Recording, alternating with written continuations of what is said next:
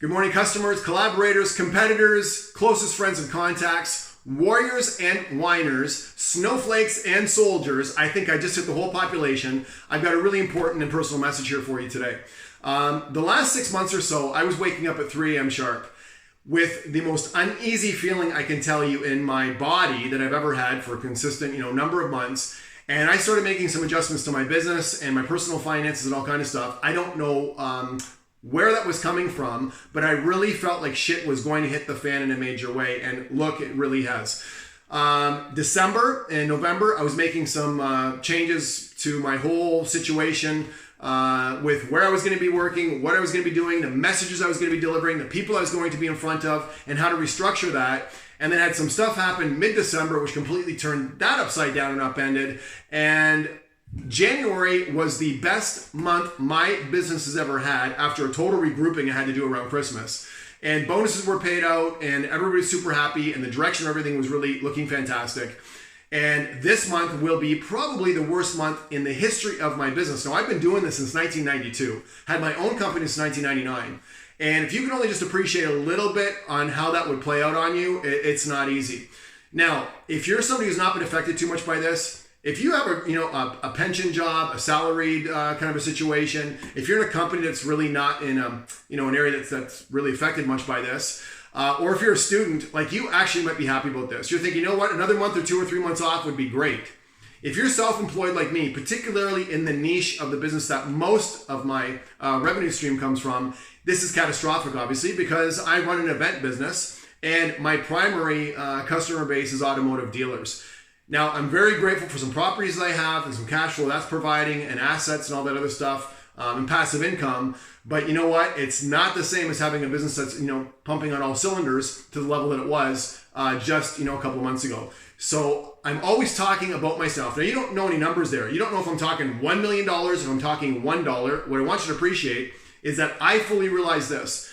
Whenever this ends, whenever this comes back, I'm not naive enough to believe that I'm going to step back into the world, the exact same world that we stepped away from here a few weeks ago. It just can't happen for so many reasons. Now, I do business in the United States and Canada. These countries are very different socially, financially, who their partners are, internationally, all kinds of stuff. And you really have to be spending as much time as I do in both countries. And my children both had full ride soccer scholarships in the States. Most of my family is actually in Michigan. I know both countries intimately well, and they're not in the same situation in this in any way, shape, or form. So we're going to have to deal with things the way we have to deal with things, but I'm going to tell you this. Being a warrior, being a soldier is a decision. Now, if you've seen the new Star Wars, right, it could be a man or a woman. That's not where I'm going with that. It's a fucking attitude. And what you've got to decide right now is, are you going to lie down, play dead, give up, or are you going to soldier on and come up with something new, reinvent yourself? I'd like everybody to consider this right now. If you were going to start your business today, if you were going to start selling cars today, start selling real estate today, right now, looking out the front window and forgetting what's in that rearview mirror, would you do exactly everything the same way you've been doing it? If you would be, that's great. Then you're in a silo or a business that's not been too affected by this. But if not, now's the time to start making decisions. For whatever reason, the human condition, we go through this stuff all the time. And I want to show you something here in my house in a couple of seconds that very much is a reminder of what's going on right now for me.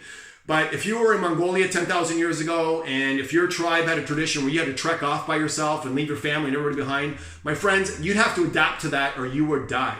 If you were living in France and your family was totally broke and they gave you up to an orphanage because they had no money, couldn't feed you, you would have to adapt or die. If you were living someplace else, let's say in China, in the mountains, and trying to overthrow the government, and you weren't successful doing that, and they decided not to kill you, but exile you on the top of a mountain so you could watch them take out everybody that was on your side one by one and torture you that way and make you die up there, my friends, you would have to adapt or die. If you were living in, let's say, Virginia in the 1700s, and you were the sheriff, you were the town law, everything else, and suddenly you got recruited in the cavalry, and you're no longer the king, you're just a freaking no hero, zero, and you got to join that cavalry, my friends, as a part of the team there, you need to adapt or die. If you were in the 1940s, and you were suddenly finding yourself working for the government to spy on your friends and collect information on them to make sure they weren't part of the enemy group, and you're actually having to do that in order to keep yourself out of jail and stay employed, my friends, you would have to adapt or die. You can meditate and review on any time in history and find out that we go through this kind of stuff all the time. So let me show you something here that I can share with you briefly.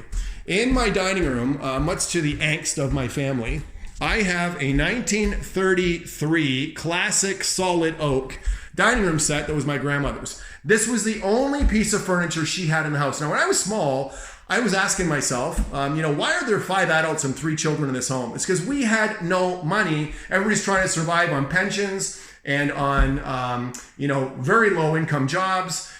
A couple of them couldn't speak English, weren't born in that country. I came from nothing, like many of you did. And these little things like this furniture is a reminder for me. Now, I want to show you something else downstairs. If I turn on the light, I got a makeshift gym down here, thank goodness. And just hang on. Let me just show you something else. This was the only form of entertainment. Now there's a little pool table foosball.